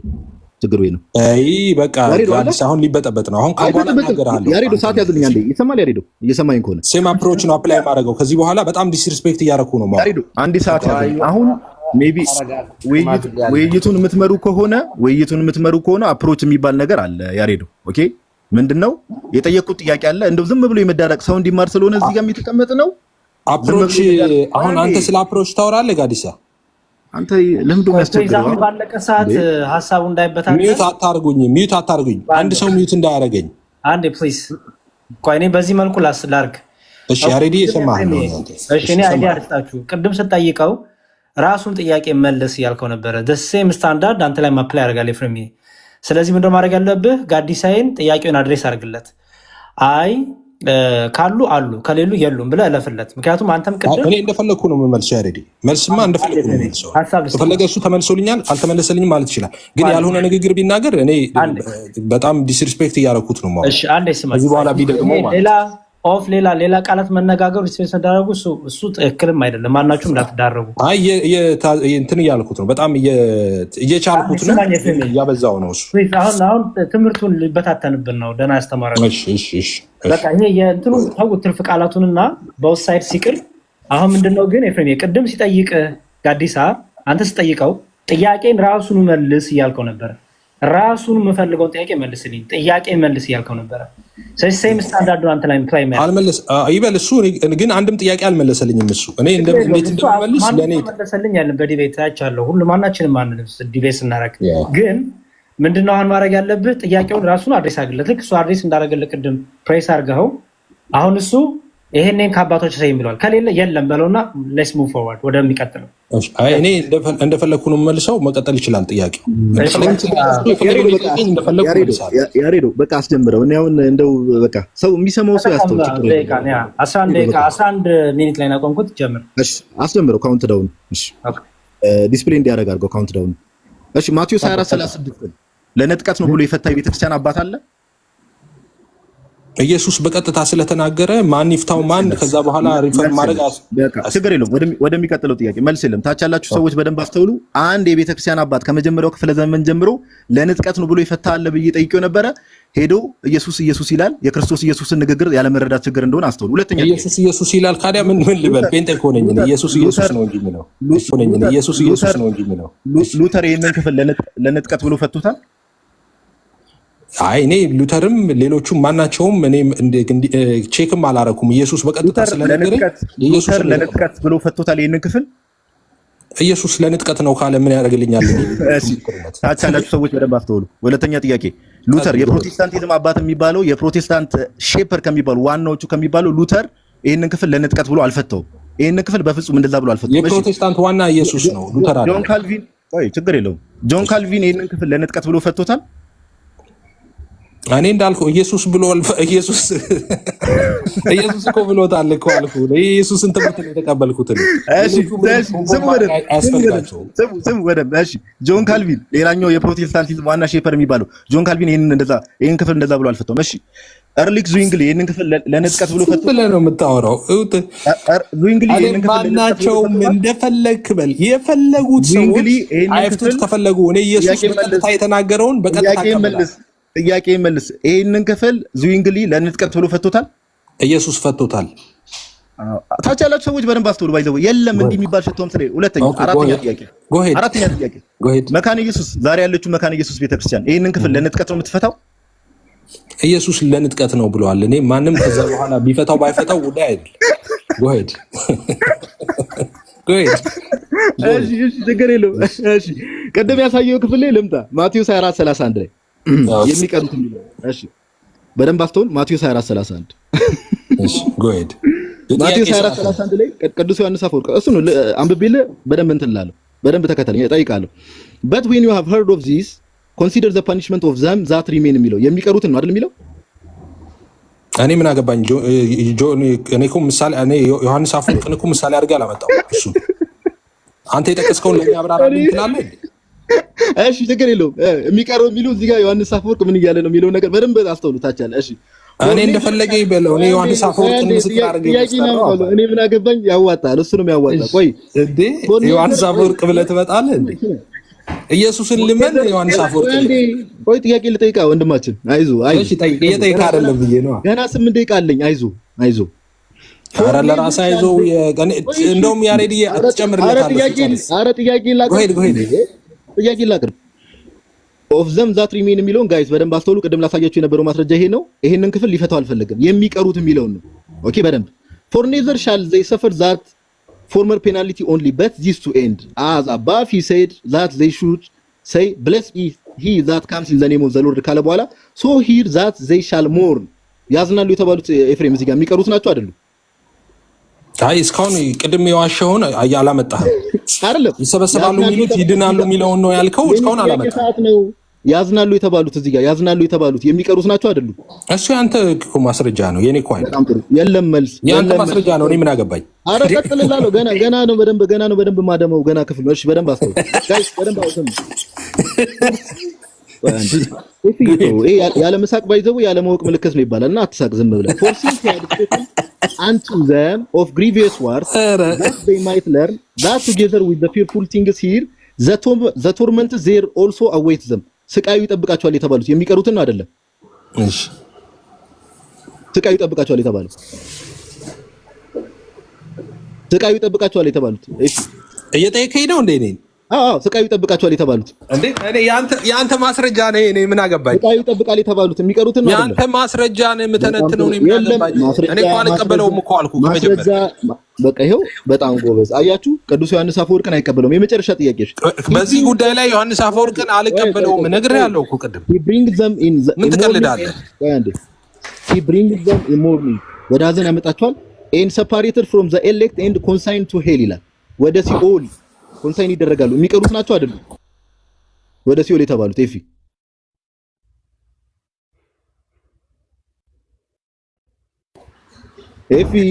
አቤት፣ ወደ ሲኦል የተባሉት የሚቀሩት ናቸው አይደሉም? ይሄ ያንተ ማስረጃ ነው። እኔ ምንም አይመለከተኝም። ይሄ ማስረጃ ነው። ጋይስ በደንብ አስተውሉ። እሺ ወደሚቀጥለው ጥያቄ ይላሉ። ዝም ብለህ ነው ጊዜ እየፈጀ ያለው። ቆይ ችግር የለውም ወንድማችን፣ ሰው የሚያስተውለው ሰው ያስተውላል። ኦኬ ስለዚህ ማቴዎስ 24 መጽሐፍ ቅዱስ ላይ አትወያይም? ጨርሰሃል? ሚውት አድርግ። ገና 5 ደቂቃ አለኝ። 5 ደቂቃ ጭራሽ ሚውት አድርግ አልከኝ። አዎ የኔ ጥያቄ ሰዓት ነው እኮ። እኔ ጥያቄና መልሳችን እኮ የነበረው ማቴዎስ 24 ነው። አሁን እኮ ይሄው እየጠየቅኩ እኮ ነው። እዚህ ክፍል ላይ ነው ያለሁት። አትረብሽ። ዮሐንስ አፈወርቅ ነው እንዴ ማቴዎስ 24 ነው የጻፈው? አላወኩም። አትረብሽ። እኔ አልረበሽኩም። ምንድነው አረበሽክ የምትለው? ያሬዶ መጽሐፍ ቅዱስ ላይ ተበለስና ጠይቀኝ። ያሬዶ መንጫጫት ጀመረ። አንዴ ያሬዶ ሰዓት ያዙልኝ። አሁንም ሄድ ካልሆነ ቀጥል አውራሽ። አታለቃቅስ። አይዞህ ያሬዶ አካሄድ አስተካክል። እሺ ፕሊዝ፣ እኔ መሀል መግባት እኮ አልፈልግም። ማቹርድ ሰዎች ስለሆናችሁ ፕሊዝ በጣም ቻይልዲሽ ነገሮች እንዳሆኑብን በቃ ፎከስ አድርጋችሁ ጥያቄና መልሱ ላይ ፎከስ አድርጉ እና በዛ መልኩ ይሆን። በጣም ጊዜ በጣም ውድ ነው ለሁላችንም እና በዛ መልኩ ይሆን ፕሊዝ። እኔ ምንም አሁን እያየው እንዳለ መዝሙር ያሬድ የራሱ አልቀበልም ያልኩትን ሰውዬ እየመጣ ከፍቶ ይጠይቀኛል ማለት ነው። ጥያቄና መልሳችን ማቴዎስ 24 ላይ አንዴ ኤፍሬም ይኸውልህ ኤኒ ዶክመንት ይዞ መጥቶ ቅድም አንተ አሳየን ከአባቶች ብለው ያሳየህን ነው ያመጣልህ። ስለዚህ አንተ መብት ነው አልቀበልም ማለት እሱ ያሳየሃል፣ ጥያቄ ይጠይቃል። የሚናደደው እኮ አልቀበልም ስል እኮ ነው የሚናደደው። ኖ አልቀበልም ብለኸው በቃ ወደሚቀጥለው ማለፍ ነው። እሺ እሱ ሊያልፍ አልቻለም። እሺ ጎሄድ ችግር የለውም ወደሚቀጥለው ማለት ሳይሆን ክፍሉ ላይ 5 ደቂቃ ላይ ነው ያለው። ችግር የለውም። ታች ያለው ሰው ያስተውላል። ባይዘው ምንም ምን ያውን ያሬዶ የሆነ ነገር ጀምር በለኝ። እሺ ዮሐንስ ራእይ ምዕራፍ 1 ላይ እነሆ ከደመና ጋር ይመጣል፣ ዓይንም ሁሉ የወጉትም ያዩታል፣ የምድርም ወገኖች ሁሉ ስለ እርሱ ዋይ ዋይ ይላሉ። አሁን አሜን የተባለው ይሄ ክፍል ስለ ንጥቀት ነው ወይስ ስለ ዳግም ምጽአት ነው? ኧረ እባክህ ዮሐንስ ራእይ ገባ ማቴዎስ 24 አልቻልክም? አይደለም ይሄን ክፍል ማቴዎስ 24 ላይ ነው ጥያቄና መልሳችንም ውይይታችንም ብለን ነው የጀመርነው። ራእይ ላይ ትሄዳለህ እንዴ ቀልደኛ? ጋይስ እንግዲህ አስተውሉ። ሊያዝ እንደሆነ ሲገባው ነው የሚሸሸው። ኧረ ሰው ይስቅብሃል አንተ። እኔ በጣም ትርፍ ንግግሩ ይቁም ኤፍሬም፣ ቀልደኛ እኔ አይደለሁም እኮ ያሬድ። የእሱን ለምን አታስቆመው? ይኸው ራእይ ላይ ሄዶ ሁሉ መጠየቅ ጀመረ እኮ ያሬድ። አንድ ቀን ፖዝ ዳር ይኸውልህ፣ ራእይ ላይ ከሄደ አንተ አልመልስም ማለት መብት አለ። ኢንስቴድ ኦፍ ሴይንግ ቀልደኛ እሱን ስል ነው እኮ ሌላ ትርፍ ነገር እኮ የሚናገረው። ፕሊዝ እኔ በጣም ከባድ ነው ማኔጅ ማድረግ። እሺ እኔ እንትን እያልኩ ነው። እሺ ጎሄድ የምድር ወገኖች ሁሉ ስለ እርሱ ዋይ ዋይ ይላሉ የተባለው ማቴዎስ ወንጌል ምዕራፍ 24 ቁጥር 30 ላይ 24:30 ስለ ዳግም ምጽአቱ ነው ወይስ በንጥቀት ጊዜ ነው የምድር ወገኖች ሁሉ ስለ እርሱ ዋይ ዋይ ይላሉ የተባለው? አይ 24:30 አልተወያየንም። ከ30 አልተወያየንም። ማርክ አድርጌዋለሁ እኮ። እሺ አስተውሉ፣ ታች ያላችሁ ሰዎች ይሄው ማርክ አድርጌ ከ31 ነው አንተም የጀመርከው። እኔ የጀመርኩት ከ30። ኧረ ጌታ ኢየሱስ ክርስቶስ ሆይ ይሄው ከ30 ጀምሮ ማርክ አድርጌ ይዤዋለሁ እኮ እያልኩ ነው ወንድማችን። ከ30 ጀምሮ አንተ እንደፈለክ ማርክ ልታደርገው ትችላለህ። ውይይታችን ላይ ያላነሳነውን እኔ አልመልስልህም። ለሌላ ጊዜ ትምህርት ነው። እውነት ከ30 ጀምሮ አልተወያየንም እንዴ? ካዲያ ሙሉ ክፍል ነው እንዴ ተወያየን? እሺ ጎሄድ ጋዲ እዛው ማቴዎስ ወንጌል 2 ሴቶች በወፍጮ ይፈጫሉ ይላል አይደል? ትክክል። አንዲቱ ትወሰዳለች፣ አንዲቱ ትቀራለች ይላል አይደል? ትክክል። አንዲቱ ትቀራለች ሲል ምድር ላይ ትቀራለች ብሎ የፈታ ኮሜንታሪ ያለ የፕሮቴስታንት ስኮላር ራሱ። አይ እንደዛ ማህት ይኖራል። እኔ አሁን ማስረጃ ማቅረብ ትችላለህ? አንዲቱ ትቀራለች ሲል መሬት ላይ መቅረት ነው ብሎ የፈታ ማስረጃ ማቅረብ ትችላለህ? አይ ማአት አለ ኮሜንታሪ። እስቲ አቅርብ ነው። አሁን ላደርግ አልችልም። ላፕቶፕ የለም እኔ አጠገቤ ላይ ብያለሁ እኮ። ስለዚህ ማስረጃ ማቅረብ አልችልም ነው። አሁን ማቅረብ አልችልም፣ ግን እንደዛ ነው የሚፈቱት በጣም ብዙ ኮሜንታሪ። የምታውቀው እሺ፣ ከፕሮቴስታንት ሪፎርመሮች ይህን ክፍል እንደዛ መቅረት የተባለው ምድር ላይ መቅረት ነው ብሎ ይፈታል? ኖ በጣም ኢንሽንትም ሞደርንም ስኮላር ብዙ የፈተዋል። ኢንሽንት ስኮላር አሉ። አይ ብዙ አንባቢ ነህ አንተ እና እስቲ አንድ ለሳምፕል ለናሙና አንድ ምን ካደግም ጋዲሳ ለምን ሌላ ነገር እንዳወራ አንድ ጥቀስልን፣ አንድ ማስረጃ ጥቀስልን።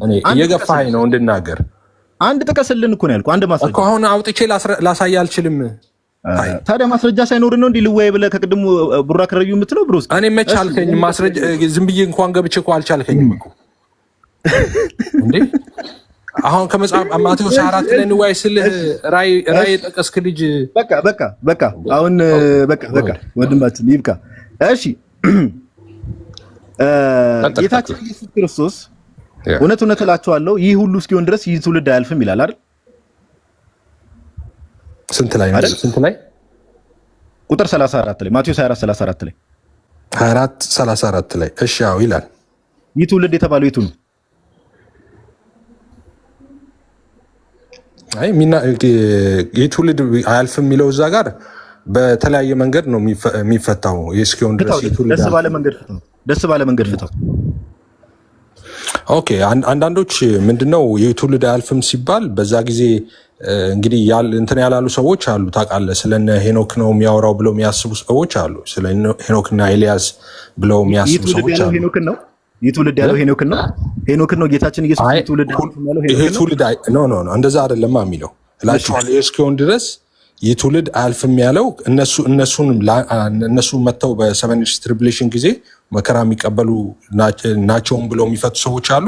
ይህ ትውልድም አያልፍም ሲል፣ ሌላኛው ደግሞ ይህ ትውልድ አያልፍም ሲል እንግዲህ ደሆል ኔሽኑን ነው የሚያመለክተው ደግሞ ብለው የሚሉ ሰዎች አሉ። ደሆል ኔሽን ኢን ሴንስ ሰዎች የሚኖሩ ሰዎች አሉ በዛን ሰዓት የሚለው ነው። እንዲህ ብሎ የሚፈቱ አሉ ብላል። ማን ይፈታል? አንድ ስኮላር። አይ ኮሜንታሪዎች እንደዛ ነው የሚፈቱት። በነገርኩ በሁለት መንገድ አይሴ ነገርኩ እኮ ኮሜንታሪዎች እንደዛ ነው ኮሜንታሪዎች የሚፈቱት። እኔ አጠገቤ ላይ ላፕቶፕ የለም እያልኩ እኮ ነገርኩ። እሺ በቃ ጨርሻለሁ። አመሰግናለሁ። ጨርሻለሁ። ቴንክ ዩ ሶ ማች ያሬዶ። አመሰግናለሁ። አጠቃላይ 3 ደቂቃ በቂ ነው። ቱ ቢ ኦነስት አይ 5 ይሁን ጥቅስ ስላለሄድን አንተም ሌሎች ጥቅሶች ላይ መሄድ እንድትችል 5 ይሁንና ማጠቃለያ 5 እናድርግ። እሺ 5 ላድርገውና 3 ደቂቃ መጨ የምጨርሰው ይቻላል። ጀምር በላይ ሬዲ ስቶሪ።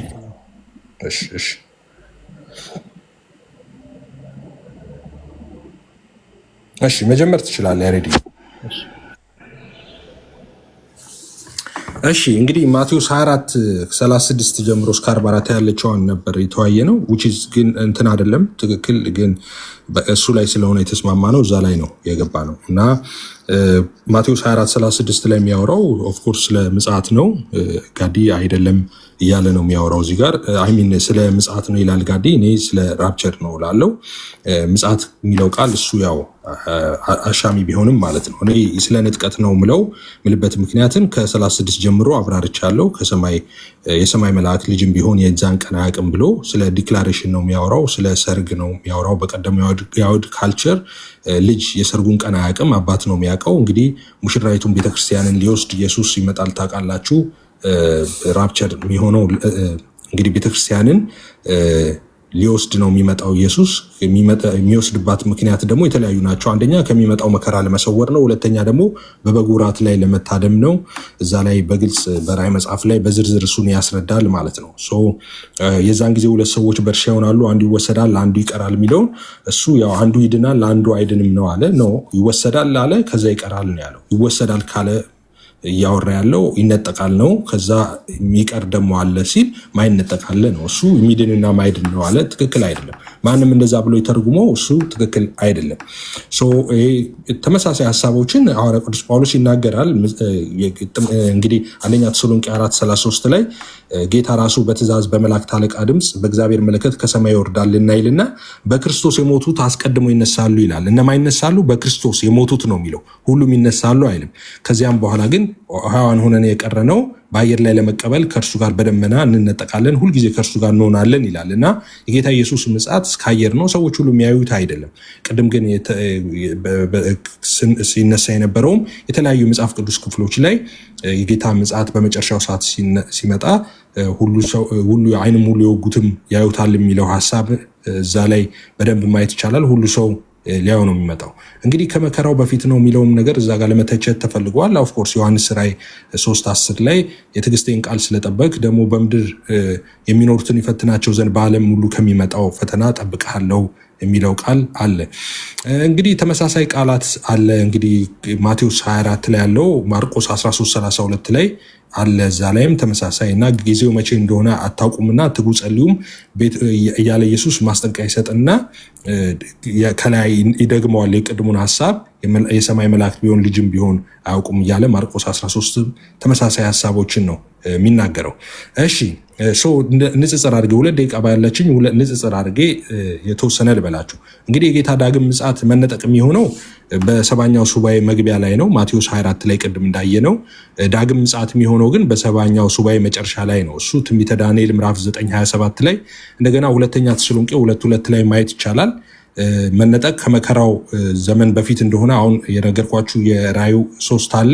እንደገና ሁለተኛ ተሰሎንቄ 2:5 ላይ ማየት ይቻላል። ዳግም ምጽአት ደግሞ ከመከራው ዘመን በኋላ ከሺው ዓመት መንግስት በፊት መሆኑን ራእይ 19:11 ላይ በግልጽ ይናገራል። እናንተ እንድታነቡት ነው ይህን ጥቅስ የምነግራችሁ ማለት ነው። እንግዲህ ቲቶ 2:13 እና አንደኛ ጴጥሮስ 1:4 ላይ ንጥቀትን እንግዲህ ዋነኛ የተባረከው ተስፋችን እንደሆነ በተደጋጋሚ ይናገራል መጽሐፍ ቅዱስ። ሌሎችም የመጽሐፍ ቅዱስ ክፍሎች አሉ። ቅድም እንዳልኩት ዳግም ምጽአት ግን የምድር ወገኖች ሁሉ የሚያለቅሱበት የፍርድና የዋይታ ጊዜ እንደሆነ ራእይ 1:7 ላይ አንደኛ ተሰሎንቄ 5:1 ላይ በግልጽ ይናገራል ማለት ነው። መነጠቅ እንዳልኳችሁ ጌታ ኢየሱስ ለቅዱሳኑ ብቻ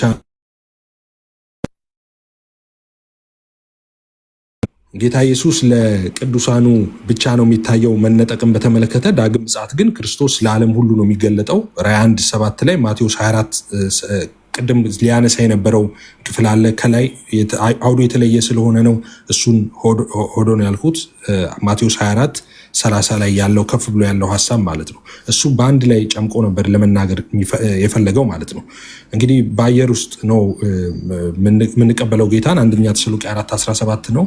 ክርስቶስ ወደ ምድር የሚመጣው ደግሞ በመጨረሻው ሰዓት ራዕይ 19:11 እና ሐዋርያት ሥራ 1:11 ላይ ያለው ምድር ድረስ ነው የሚመጣው ማለት ነው። ያው የምንነጠቀው እንግዲህ ቅድም እንዳልኳችሁ ሰርጉ ላይ ለመገኘት ነው፣ የበጉ ሰርግ ላይ ለመታደም ነው። ራዕይ 19:7 ላይ ያለ። ዳግም ምጽአት ግን ከቅዱሳኑ ጋር ለፍርድ ነው የሚመጣው። ቆላስይስ 3:4 ማየት ይቻላል። በርካታ ጥቅሶችን ማየት ይቻላል። ሰዓቴ ስላለቀ አመሰግናለሁ። እሺ እናመሰግናለን። ከአዲሳይ 5 ደቂቃ ሴት ላርግልህ፣ ከዛ ጀምር በለኝ ሬዲ ስትሆን። እሺ ያሬዶ አመሰግናለሁ። ሜቢ በንግግራችን መሀል ሰዎች ምናምን ኦፌንደድ የሆኑ ሰዎች ካሉ ድንገት አልፎ አልፎ ሜቢ ጩኸት ነገር ኖሮ እንግዲህ ሰዎች እንትን ካሉ ምናምን ነገር ሶሪ፣ ድንገት ጩኸት ከበዛ ወደ ሀሳቡ ሲሄድ በመጀመሪያ ደረጃ ጀስት ለመግቢያ ያክል ያው የሰማችሁትን ሰምታችኋል። ኦኬ የሰማችሁትን ሰምታችኋል። ይሄ ንጥቀት ወይ ደግሞ የራፕቸር ቲዮሎጂ ወደ ማቴዎስ 24 መጣሉ ሰፋ ያለ ነገር ላንሳላችሁ ብዬ ነው። እሱም የተለያየ መጽሐፍ ቅዱስ ጥቅስ ላይ ስለሄደ የራፕቸር ቲዮሎጂ በቲዮሎጂ ደረጃ በትምህርት ደረጃ ራሱ መምጣት የጀመረው የዛሬ 200 ዓመት ነው። ስንት ዓመት አልኳችሁ? የዛሬ 200 ዓመት። ኦኬ በቤተክርስቲያን ታሪክ ውስጥ እንደዚህ አይነት አሁን በተለይ ጴንጤቆስጣሉ ዘንድ ያለው የራፕቸር ትምህርት አይታወቅም። በታሪክ ውስጥ በቤተክርስቲያን ታሪክ ውስጥ በፍጹም የማይታወቅ ትምህርት ነው። እንኳን ከኛ ከቤተክርስቲያን አባቶች ወተን በፕሮቴስታንት ሪፎርመሮች ዋና ሪፎርመሮች ጋር ራሱ ስንመጣ ቀደም ለዛ ነው ያነሳውለት። ኦኬ ፕሮቴስታንቶችን እንድታስተውሉ ነው።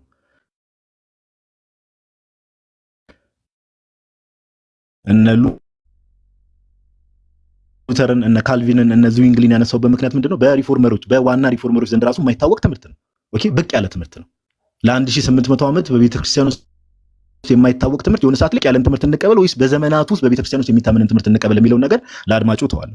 ማቴዎስ ወንጌል ምዕራፍ 24 ቁጥር 30 ማቴዎስ ወንጌል ምዕራፍ 24 ላይ ያለው ክፍል ስትመለከቱ እኔ መጀመሪያም ስናገር እንደነበረው ከቁጥር 30 ነበር ውይይታችን። ለዛም ነው ቁጥር 30 ልክ ስጠይቀው ቁጥር 30 አልተነጋገርንም ብሎ ኦኬ ኦነስትና ቢሆን ኖሮ ይህን ክፍል መመልክ ካለው ጋር አንድ አይነት ነው። ክርስቶስ ኢየሱስ ዳግም ሲመጣ ለፍርድ ሲመጣ የወጉት ሁሉ ያዩታል የተባለው ያ ክፍል ነው። ማቴዎስ ወንጌል ምዕራፍ 24 ቁጥር 30 ላይ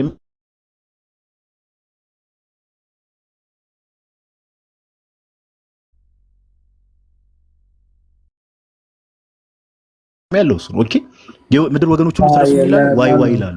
አዲሳይ አንዴ ታይም ያለው ድምጽ ከአዲሳይ ቆይ 3 ላይ ታይም አረ ስለ ዳግም መምጣቱ ነው። አዲሳችን ታይምን ቆይ 3 ላይ ያለው በጣም እየተቆራረጠ ነው። እየተቆራረጥክ እየዘገየህ ነው የምትመጣው። ያሬዶ ኮፒ ሊንክ እንዲያረጉ መይማን እንዘዝ። እሺ እዚህ ያላችሁ ወደ 2000 ሰዎች አሁንስ ሚዩት ላይ ሆነ ተመልሰና እስቲ ጋዲሳ ግን ተመልሰ የሚያስገባ ከሆነ አንዴ ከታች ያላችሁ ለነዳጅ ስጡ። አሁን አይሰማም ያሬድ ነዳጅ ሙሉ ባካችሁና አዳም ድምፅን አሰማ። እኔ እንደውም በመሃል ላይ እንደወረድን ብዬ ነበርና ይቆራረጣል ጋዲሳ። ስለዚህ ነዳጅ ሙሉ ይጨርስና እንጨርሳለን ሁላችንም። እግዚአብሔር ይባርካችሁ፣ ዘመናችሁ ይባረክ። እግዚአብሔር ይባርካችሁ፣ ዘመናችሁ ይባረክ። እግዚአብሔር ይባርካችሁ፣ ዘመናችሁ ይባረክ። ለኤፊ ጊፍት መስጠት የምችሉ ለኤፊ ስጡ፣ ለጋዲሳይ ደግሞ ለጋዲሳይ ስጡ። ሌሎችም እኔ እንዳሰጡኝ አልፈልግም። ለሌሎቹ ግን ያው ዝም ብሎ ለቤቱ አትሊስት እንትን እንዲል አልጎሪዝሙን ለመጠበቅ ያህል ነው እንጂ እዚህ ያሉት ጠቅላላ ጊፍት የሚያስፈልጋቸውም አይደለም እውነቱን ለመናገር። አይ ለቤቱ እንትን የሚረዳው ከሆነ ለቤቱ ውስጡ ያሬዲ እኔ ጋርም አትላኩ ፕሊዝ። ለኤፍሬም እሰጣለሁ። እሺ ኧረ ቀስ አይገፋ። ጋዲሳ ያለ አዎ ያሬዶ አሁንስ አይሰማም? አሁን ደህና መሰለኝ። እስኪ ትንሽ አውራ ሰላም ምናምን ብለን። ሰላም ለእናንተ ይሁን እናንተ ተወዳጆች። ቀሲስ አባታችን ይፍቱን። ዲያቆን ያሬድ ሰላም ብያለሁ። አሁንስ? አሁን ፐርፌክት። አሁን ጾታ ሲሰጠው ሰላም ያልኩኝ አይገርም? እሺ ሶስት ደቂቃ አለ። አስጀምር በለኝ ስትጀምር። እሺ በቃ ልጀምርሽ። ተቆራርጦ ከነበረሽ ኮመንት ላይ አሳውቁኝ በተቻለ መጠን። እና ጋይስ በቤተክርስቲያን ታሪክ ውስጥ የማይታወቅ በፕሮቴስታንት ሪፎርመሮች ዘንድ የማይታወቅ ትምህርት ነው። ይሄ የራፕቸር ቴዎሎጂ የዛሬ 200 ዓመት የተጀመረ ትምህርት ነው እና የምር ራሳችሁን ጠይቁ። ይህንን ትምህርት ሰው የጀመረውን አይዲዮሎጂ መቀበል ትፈልጋላችሁ ወይ? ሰው ለመጀመሩ ደግሞ ዋናው ማረጋገጫ ምንድነው አልኳችሁ? ኢቭን በራፕቸር ቴዎሎጂ ውስጥ በዚህ በንጥቀት ትምህርት ውስጥ ማለት ነው 3 አይነት እይታዎች አሉ። ከመከራ በፊት ነው የምንነጠቀው የሚሉ ሰዎች አሉ። በመከራው ጊዜ ነው የምንነጠቀው የሚሉ ሰዎች አሉ። ከመከራው በኋላ ከትሪቢሌሽኑ በኋላ ነው የሚሉ ሰዎች አሉ። በዚህ ደረጃ መለያየት ራሱ የመጣው እዚህ ትምህርት ላይ ለምንድን ነው ከተባለ ከጌታ የሆነ ትምህርትም ስላልሆነ ነው። በዚህ ደረጃ ልዩነትም ሊመጣ አይቻለው። መጽሐፍ ቅዱስ ላይ ስንመጣ ማቴዎስ 24 ላይ ያለው ቅድም እንዳልኳችሁ ከቁጥር 30 ጀምሮ አውዱን ጠብቃችሁ ስትመለከቱ የምድር ወገኖች ሁሉ ስለርሱ ዋይ ዋይ ይላሉ የሚለው ከዮሐንስ ራዕይ ምዕራፍ 1 ጋር ቀጥታ የሚገናኝ ነው። ኦኬ ጌታችን ዳግም ለፍርድ በሚመጣበት ሰዓት የወጉት ሁሉ ያዩታል እያለ ቅዱስ ዮሐንስ የገለጠልን ያንን መገለጥ ነው። ማቴዎስ ወንጌል ምዕራፍ 24 ላይም ቅዱስ ማቴዎስ እያስቀምጥልን ያለው። ኦኬ ቅድም ክፍሎቹን ለማብራራት ሞክሬያለሁ። ማቴዎስ ወንጌል ምዕራፍ 24 ቁጥር 36 ላይ ያለው ክፍል ስለዚያች ቀንና ስለዚያች ሰዓት የሚለውን አንድም ነው የምላችሁ አንድም ከጥንት ጀምሮ ያሉ የትኛውንም ስነ አፈታት ብትመለከቱ ይሄ ክፍል ስለ ፍርድ ነው የሚያወራው። ኢቭን ምን አልኳቸው? ሙስሊሞች ይሄንን ክፍል ሙስሊሞች እንግዲህ አስተውሉ። ይሄው ኢየሱስ ሁሉን አዋቂ አይደለም፣ ክርስቶስ ኢየሱስ ሁሉን አዋቂ አይደለም፣ አምላክ አይደለም ብለው ይሄንን ክፍል ይጠቅሳሉ። ይሄንን ክፍል ለምን? ለፍርድ ነው ብለው እነሱ ራሱ መጽሐፉን አንብበው ለፍርድ ነው ብለው ይሄንን ክፍል ተረድተው ማለት ነውና አንዳንዴ እንደው በተቻለ መጠን ከሙስሊሞችም የተሻለ ማይንድ ሴት መረዳት ቢኖረን መልካም ነው ብዬ አስባለሁ። ከዛ ባለፈ ቅድም አባቶችን አስደግፌ ነው የማወራው። እኔ ጋዲሳ ከራሴ የማወራው ነገር የለም። ማቴዎስ ወንጌል ምዕራፍ 24 ቁጥር 40 እና 41 ላይ ያለውን ክፍል በእርሻ ይሆናሉ አንዱ ይወሰዳል አንዱም ይቀራል የሚለውን ቅድም ነግሬያቸዋለሁ በግልጽ። ቅዱስ ዮሐንስ አፈወርቅን እነ ሂላሪ ፖተርስን ሌሎች አባቶችን መጥቀስ ይቻላል፣ አሳይቻቸዋል። ኦኬ ይወሰዳሉ የተባለው ከምን አንጻር ነው? ከመዳን አንጻር ነው። ከፍቻ አሳያቸዋል። ሴቭ የሚሆኑና ሴቭ የሚድኑና የማይድኑ ይወሰዳሉ የተባለው ወዴት? ወደ አባታቸው መንግስት። ጌታ እንደተናገረው ማቴዎስ ወንጌል ምዕራፍ 25 ላይ ይቀራሉ የተባለው ከምንድን ነው? መቅረት የተባለው ከምንድን ነው? ከእግዚአብሔር መንግስት መቅረት ማለት ወደ እግዚአብሔር መንግስት አለመግባት ነው ጋይስ። ኦኬ ወደ ምን መሄድ ነው? ወደ ዘላለም እሳት መሄድ ነው። እሱን ደግሞ ቅድም አባቶችን ማስደግፍ ያሳይቻቸዋል። ኦኬ ስለዚህ ካሁን በኋላ ክርስቲያኖች ይሄ ክፍል ሲነሳ ፕሮቴስታንቶችን መወሰድ ሲባል እንደው ይሄ ሊትራሊ ጭንቅላታችሁን ንጥቀት ላይ ራፕቸር ላይ መውሰድ ሳይሆን መወሰድ የተባለው ወደ እግዚአብሔር መንግስት ስለመዳን ነው እያወራ ያለው። ኦኬ እነዛ ደግሞ መቅረት የሚባሉት ደግሞ ከእግዚአብሔር መንግስት የሚቀሩት ደግሞ ወደ ዘላለም እሳት ይሄዳሉ። ማቴዎስ 24 እና 25 ጎን ለጎን የሚታዩ ክፍሎች ናቸው። ሁሌም እንዳይረሳ ማቴዎስ 24 እና 25 ጎን ለጎን የሚታዩ ክፍሎች ናቸው። ጌታችን ማቴዎስ 24 ላይ ንግግሩን ጀምሮ ማቴዎስ 25 ላይ ያንን ትምህርት ሲቀጥል ነው የምንመለከተው። ኦኬ ከዛ ባለፈ ቅድም አንድ ጥያቄና መልስ ላይ ያስተዋላችሁት ነገር መቅረት የሚለውን መሬት ላይ መቅረት ነው ብሎ የፈታ አንድ አባትም ሆነ ምን ማስረጃ አለ ብዬ ኤፊን ጠይቄው ነበር። እሱ ማስረጃ ሊያመጣ አልቻለም። ከጥንታውያን አባቶችም አንድ ዛሬ ያረጋገጥነው ነገር ኤፊም ሆነ ጴንጤቆስታሎች የአባቶችን ትምህርትና አባቶችን በፍጹም እንደማይቀበሉ ነውና እግዚአብሔር ያክብርልን። አመሰግናለሁ ያሬዱ። እሺ ፐርፌክት ቴንክ ዩ በጣም እናመሰግናለን ለሁለታችሁም ውይይት። ጥያቄ ኤፍሬም የምትቀበል ከሆነ ጋዲሳ የምትቀበል ከሆነ ኤፍሬም ጋዲሳ ሊጠይቅ የሚችል ሰው የሚገባ ከሆነ ይግባ። አንተም ጥያቄ የምትቀበል ከሆነ ሀሳብ ፍቃደኛ ከሆናችሁ ግን መጀመሪያ ፍቃደኛ ነህ ኤፍሬም ጥያቄ ለመቀበል? ይቻላል። እኔ መቀበል እችላለሁ። ሌላ ሰው አስገብታችሁለት። እሺ ኤፍሬም ፍቃደኛ ጥያቄ ለመቀበል? ሹር። እሺ ኤፍሬምን ከኛ መሀል ሊጠይቅ የሚችል ሰው አለ የተዘጋጀ? ቅድም ታላቁስ የሆነ ማይክን አንስተ ሰምቻለሁ ልበል? ከሌለ ራሴ መጠየቅ እችላለሁ። ኦኬ እሺ ወይ እስከዛ እነሱ ይቀጥሉና ይቀጥላሉ። ግን እንትን ነው ያሬድ የመጀመሪያ ከውይይታችን ከማቴዎስ እሺ ቀሲስ ይቅርታ፣ ሰላም ደሩ። ጥሩ ውይይት ነበረ።